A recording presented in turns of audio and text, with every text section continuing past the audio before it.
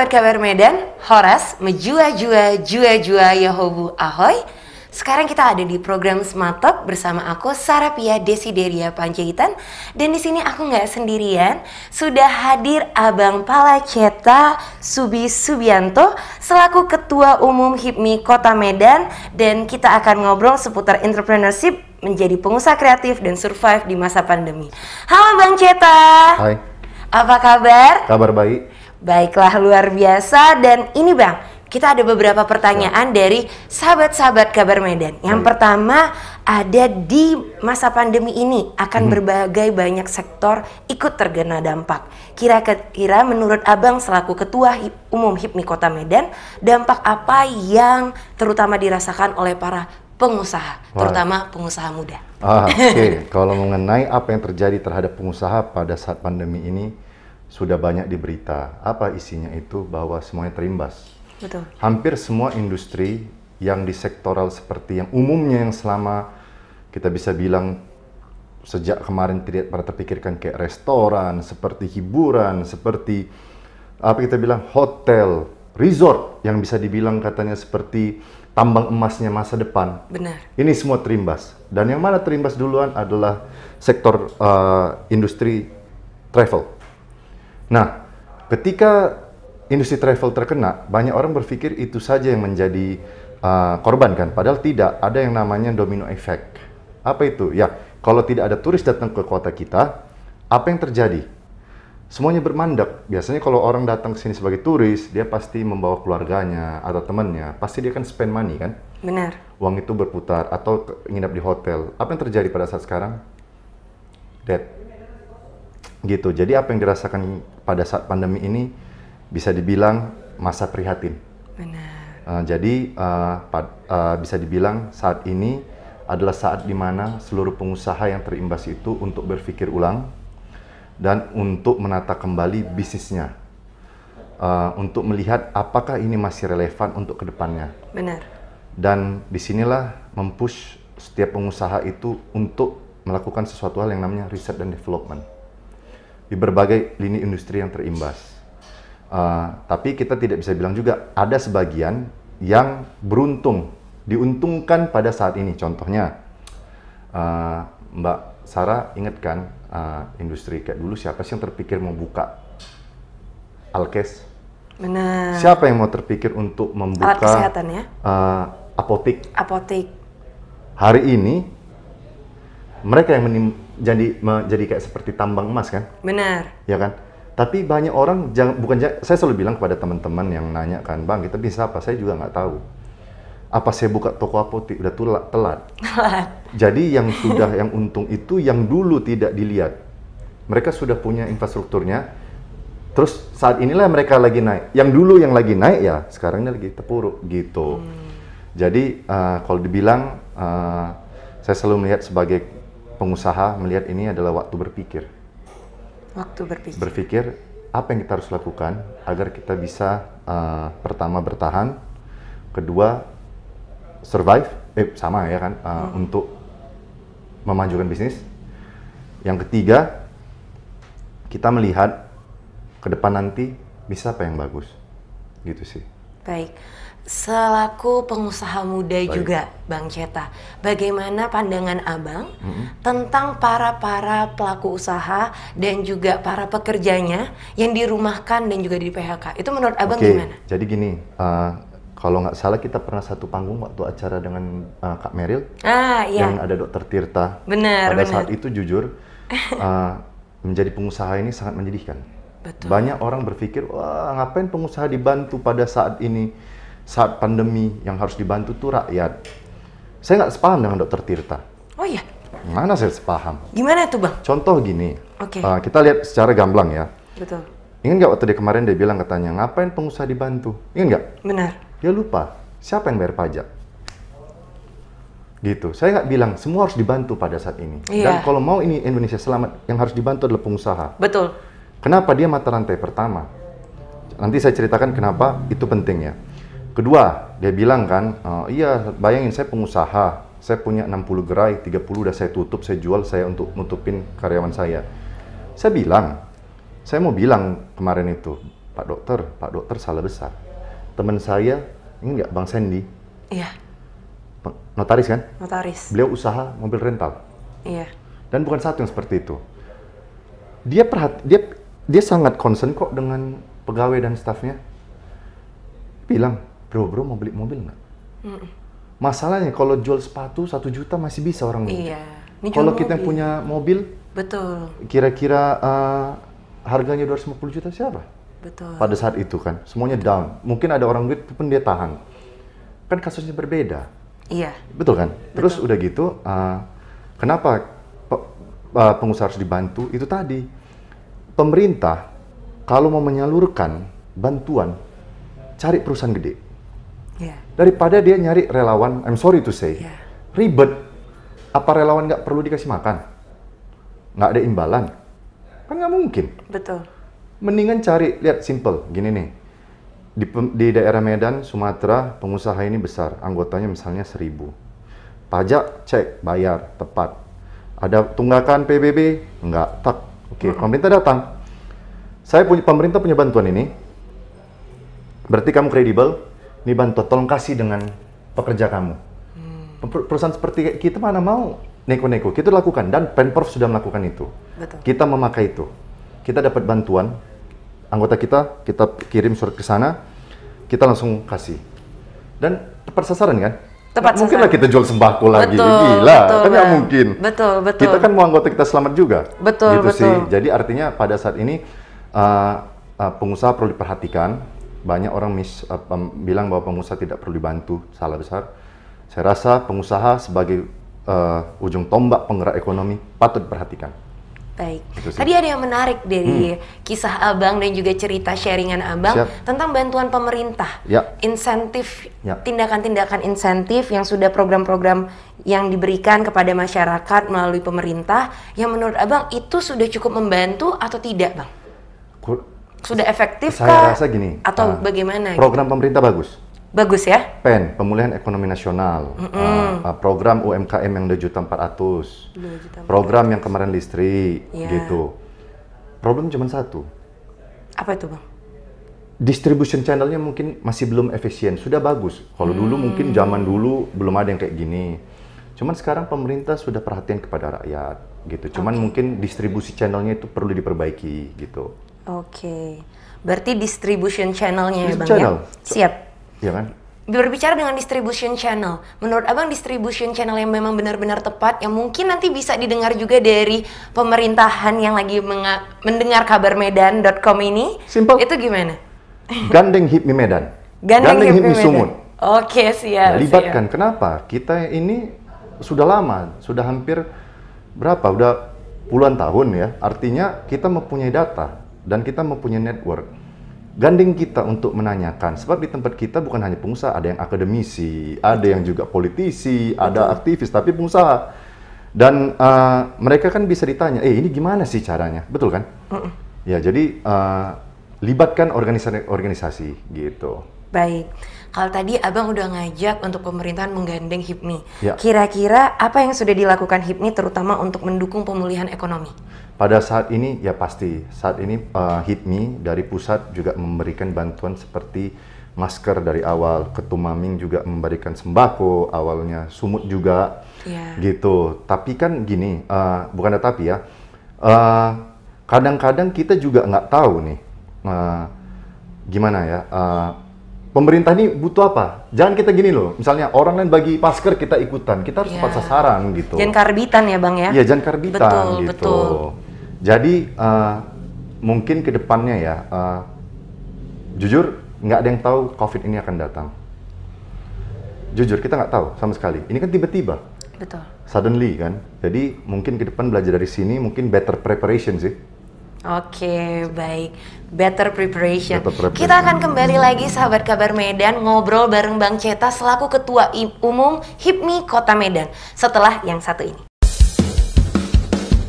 Ingat pesan ibu, pakai maskermu, cuci tangan pakai sabun, jangan sampai tertular. Ingat selalu pesan ibu, jaga jarakmu, hindari kerumunan.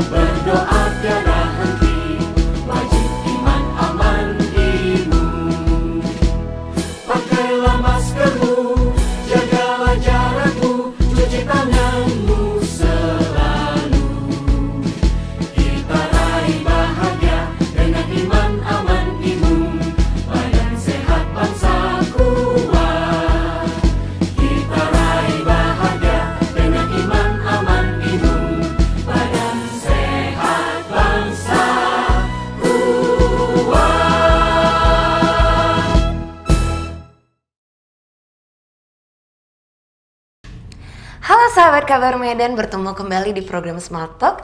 Di sini aku masih bersama Abang Palaceta Subi Subianto selaku Ketua Umum HIPMI Kota Medan. Ya Bang, kita lanjut ngobrol lagi nih. Siap. Seputar kira-kira untuk opini Abang, apa yang harus dilakukan agar bisnis bisa tetap berjalan di masa pandemi ini Bang? Ini pertanyaan paling susah. Masa? Ya betul dong. Saya kan nggak bisa bilang, saya nggak mau jual kecap kan. Artinya gini, kalau orang tanya, ya banyak-banyak berdoa dan bertahan lah, kencangkan pinggang. Iya. Kenapa ya? Ya memang gimana ya, kita harus bisa nerima nih. Kalau memang bisnisnya memang tidak relevan, ya pasti wipe out. Kalau manajemennya berantakan, pasti hari ini hari pembersihan, purging.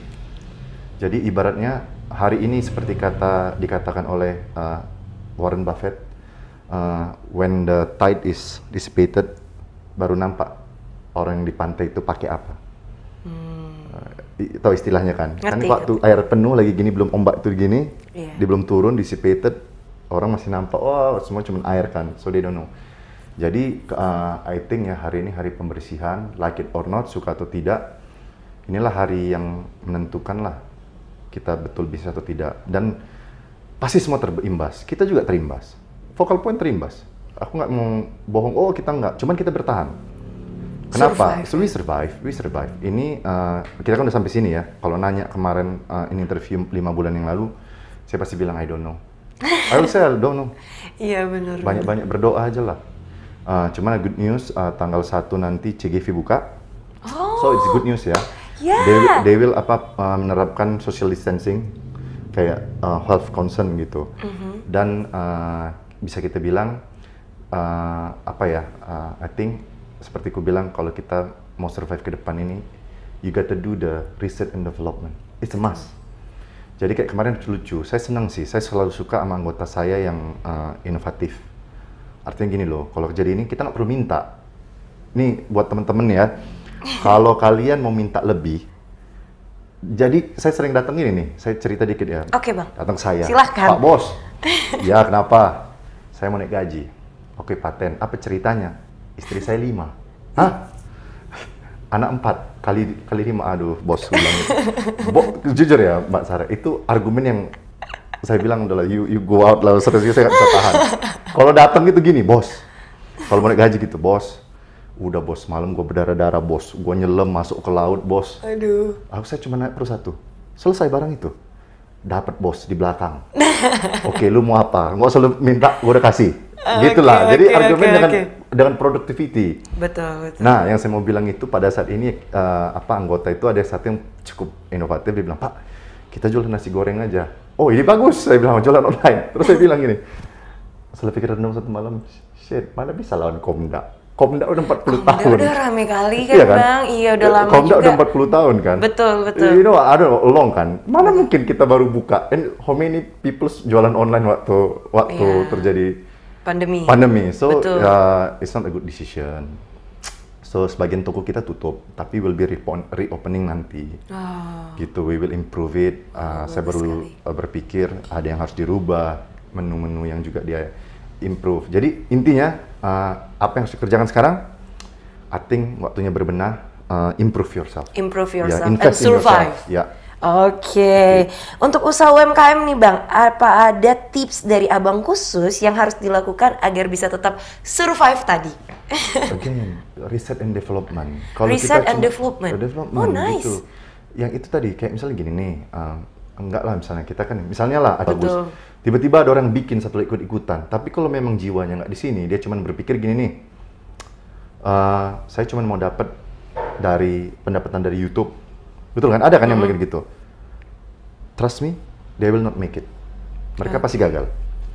Kalau nggak salah ada yang di Amerika itu, saya lupa, bukan PewDiePie. Siapa itu? Ada satu lagi. Ini dia bilang rasanya, bro, dia bilang, saya bikin YouTube channel ini bukan untuk ambil duitnya, tapi saya suka konten. Jadi dia bikin konten. Jadi duit dia bilang, success, what is your secret of success? Rasio sukses. Dia bilang, duit yang saya dapat dari YouTube ini, 90% saya Donasikan? Bukan. Jadi? Dia bikin konten yang buang duit 90%. Oh, oke. Jadi dia konten kreator yang buat konten-konten yang berdasarkan apa penghasilan dia gitu. Langsung ya, Bang? Jadi dibuatin konten yang lebih bagus lagi ya? Logiknya betul. Improve, yes. Logiknya gini nih, kalau kita lihat dari segi, kita ngomong sebagai konsep ya. Kayak misalnya kamu dapat 100, uang 100. Pengusaha yang canggih itu gini, pertama dia cuma dapat 1, terakhir dia bisa dapat 100. Pengusaha yang jago, dia berani buang itu 90. 10 dia nggak apa-apa, tapi dia bisa sharing nih untuk bikin konten. Misalnya, dapatkan hadiah 1M, makan coklat banyak-banyak atau gitu. People got the hype. Daripada kasih 10, 90-nya dia simpan. Iya, kan orang kan suka yang extravagant, yang ekstrim gitu. Jadi what I'm trying to say ya, kita harus berpikir gimana ya, berpikir besar bahwa hari ini research development is very important. Research development it's very important. Oke, nice. Apakah ada imbauan khusus mengingat kantor sering sekali menjadi klaster penularan COVID? Tadi Abang udah kasih tips nih untuk para pejuang UMKM. Untuk yang di kantoran gimana nih, Bang? Jujur, kalau yang di kantoran, simple lah. Pemerintah udah benar. Pertama, saya juga kena COVID kan, pengalaman. Jadi saya alumni. Kemarin. Jadi masker itu very important. No, it's absolute.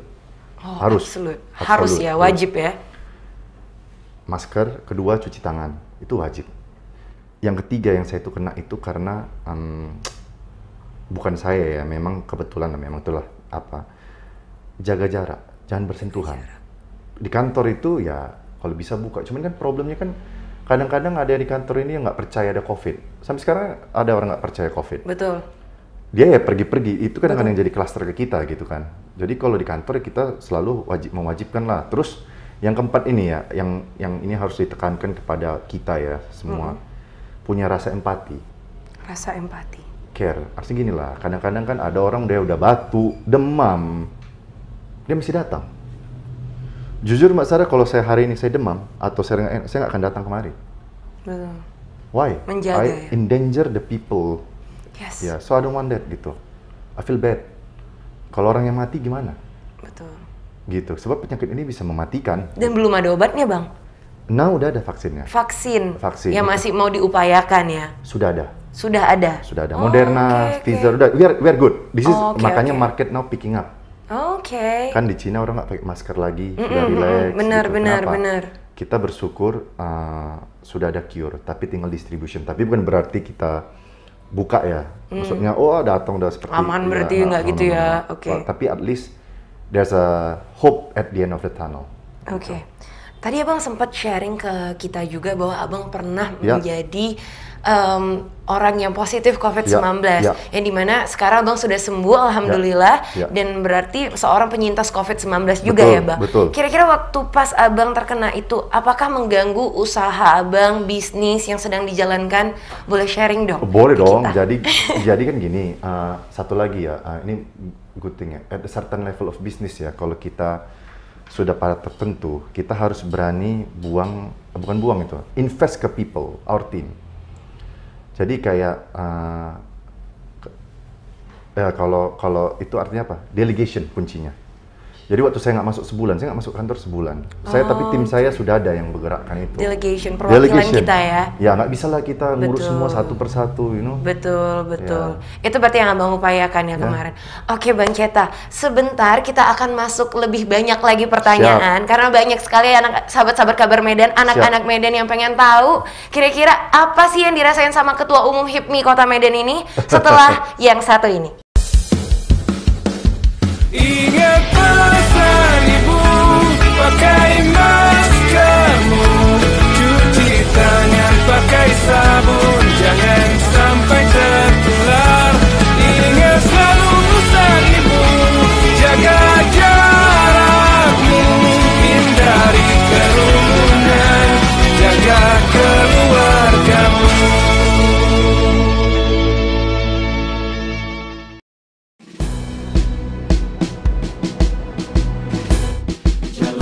Hari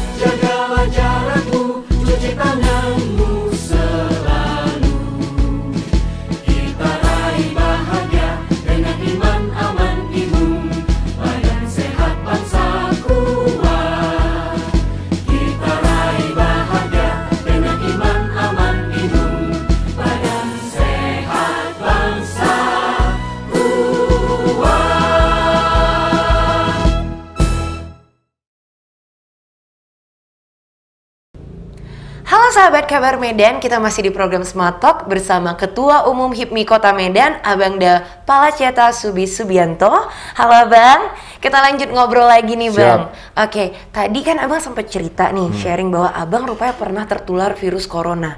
Dan gimana cara Abang untuk menjalankan protokol-protokol kesehatan setelah dari situ, dan bagaimana Abang membagi waktu Abang kepada teman-teman, keluarga, dan usaha? Oke, kalau saya bisa simpulkan ada 2 pertanyaan. Waktu terjadi corona kemarin kepada saya, bagaimana bisnis saya? Jalan seperti biasa. Karena kenapa?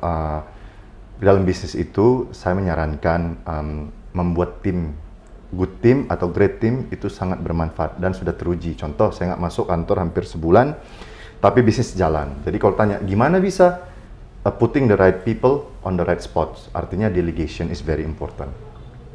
Gitu, itu sih kalau tentang saya. Pertanyaan kedua, bagaimana bisa di dalam kesibukan? Kan tadi kan kita cerita, saya juga di organisasi, saya juga pengusaha, dan ada family. Ya, skala prioritas. Skala prioritas. That's very important. And jujur ya, saya bukannya manusia kayak, oh gini-gini, no. I'm very chill. I'm very relax ya. Maksudnya gini loh, kayak ada orang kan yang, I think banyak orang membuat sesuatu hal yang bukan dia. Contoh, nanti dipikir orang saya nggak kerja, saya pura-pura. No. Kalau saya memang lagi free, I'll be at home, reading my book, gitu, membaca buku, invest in myself, gitu. Jadi, sekalian saya bisa main-main sama anak. Kayak tadi siang saya sempat nemeni dia main air, guling-guling di lantai. Bapak, ayo kita berenang. So, kalau tanya apa rahasianya? Skala prioritas. Skala prioritas. Ya, you cannot say, bisa dua-dua lah. Waktu kita sama keluarga, kita sempatkan baca buku. So, you get both. Kan nggak mungkin anak guling di lantai, kita guling-guling juga kan. Jadi ya kita temenin gitu. Jadi skala prioritas. Oke. Tadi Abang udah ngobrolin juga tentang organisasi, Abang juga ada, di keluarga dan usaha juga ada. Ini kan banyak sekali nih Bang, anak-anak muda Kota Medan yang juga sebenarnya pengen memulai usaha. Tapi mereka juga nggak punya modal, mungkin dari segi keuangan masih kurang bisa untuk menjual. Itu gimana tipsnya dari Abang? Ya, sekarang gini nih, pertanyaan harus detail ya. Kita kan ngomong kepada milenial. Betul.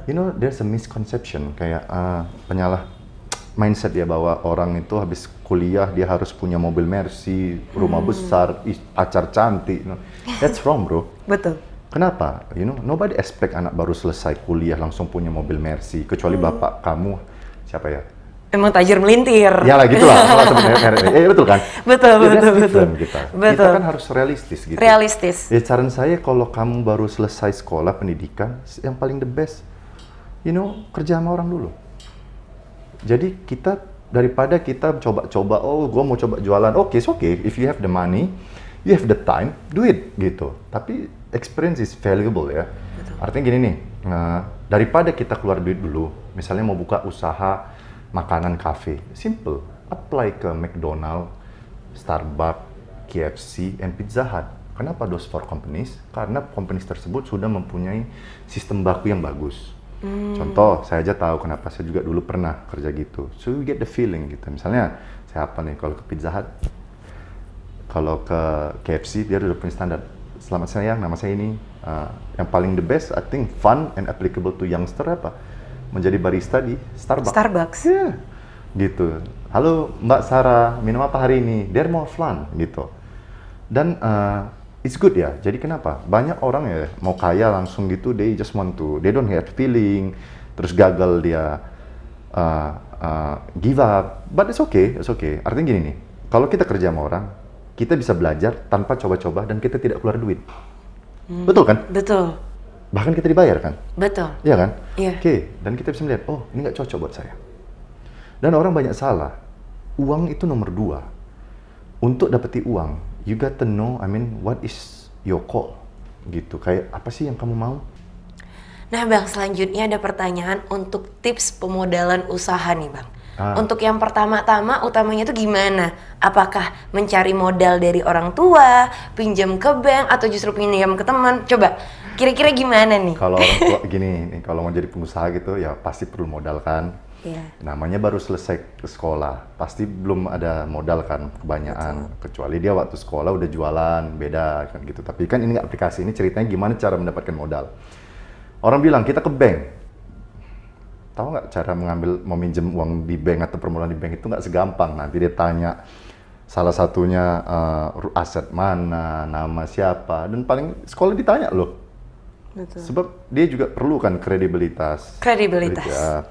Nah, paling gampang pinjam dari orang tua. Tapi pertanyaan si orang tua mau tidak memodali. Betul. Jadi yang saya bilang itu kalau modal itu sebenarnya, I think ya kalau kita mau berbisnis itu should be do slowly.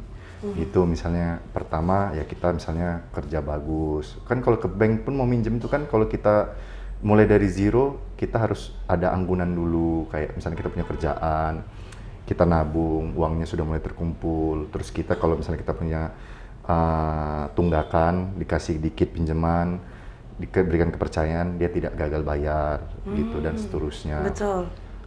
Percaya nggak? I think ya, trust is the key.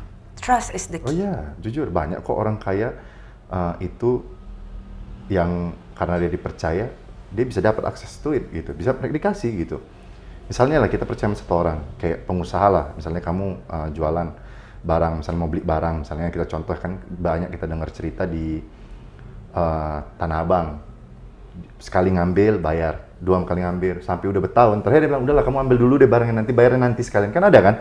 Yang misalnya beli kayak kita sering dengar grosiran baju, Betul. gitu di Tanah Abang, dia udah tahu, oh Bu Sarah udah dah kamu ambil dulu nanti bayar. Artinya gini loh, it's the best, kamu nggak perlu keluar modal, yang penting bayar, kamu kan udah dapat untung. Betul. So it's about trust. Trust is the key. Kepercayaan ya, Bang trust ya. is the key gitu. Terus kan kalau ada orang bilang, Pak saya nggak ada modal gini-gini, ada. Mau dapat duit banyak nggak? Puluhan M. Banyak orang putus sekarang ginjal, jantung, ya jual ginjal jatuh gitu ya. Ya ada kan? Iya. Ya aku nggak mau Pak, ya udah kita berharga gitu. Jadi ini bukan motivasi ya, I think it's very very logic ya. Artinya kalau mau dapat modal ya kita janganlah minjem sama temen juga kalau kita nggak dipercaya nggak dikasih. Betul. Saya Itu juga kredibilitas kasih, juga gitu. ya Tapi kan. kalau kita percaya, bro butuh, oke, nah balikan ya nanti, ya siap. Dia nggak gagal, dia penuhi, dia nggak gagal bayar gitu. Ya kita juga sebagai peminjam juga pinter-pinter dong. Sebelum minjemin duit ya kita cek dulu. Ya, artinya baik boleh, jangan goblok. Jangan goblok. Betul. Bener. Gitu sih. Oke. Oke. Bagus banget Bang Ceta. Sip. Itu benar-benar informasi yang baru sekali bagi sahabat-sahabat Kabar Medan juga. Bang Ceta mungkin bisa share ke kita. Kalau tadi kan dari tadi tuh aku memperkenalkan Abang sebagai Ketua Umum HIPMI Kota Medan. Siap. HIPMI itu gimana sih Bang dan apa dan bagaimana cara bergabung ke HIPMI, keuntungannya apa? Oke, jadi gini, saya saat ini menjabat sebagai Ketua Umum BPC HIPMI Medan. Apa itu HIPMI? HIPMI itu kepanjangan dari Himpunan Pengusaha Muda Indonesia. Dan ini organisasi yang sangat besar dan tersebar di seluruh Indonesia. Organisasi bisnis lah, bagus, networkingnya bagus, persaudaraannya bagus. Bagus banget. Ya, jadi saya juga banyak mendapat ilmu di situ kan. Yang pertama banyak orang salah, untuk cari rezeki, bukan di situ untuk memperbanyak persahabatan. Networking. Jadi kita dapat banyak informasi. Kayak kemarin kan di grup ada yang punya, tadi lihat nggak? Ada yang jual kemiri. Ya, jadi kita sharing information gitu. Tapi nggak jual, siapa yang mau beli kemiri, nggak. Kita sharing, ada yang cari ini nggak gitu. Dan yang kedua ilmu. So di situ banyak pengusaha, ada beberapa. Jadi kita sharing, kita bisa belajar dari mereka daripada kita harus going through it. Kita udah ada yang guide gitu. Nah, bagaimana cara gabungnya? 3 yang paling important. Yang pertama, tidak melebihi batas umur 41 tahun. Yang kedua, mendapat rekomendasi dari tim lah. Tim. Ya. Yang ketiga itu pengusaha. Pengusaha. Itu sih, itu syarat yang majornya deh. Gitu untuk mau jadi HIPMI.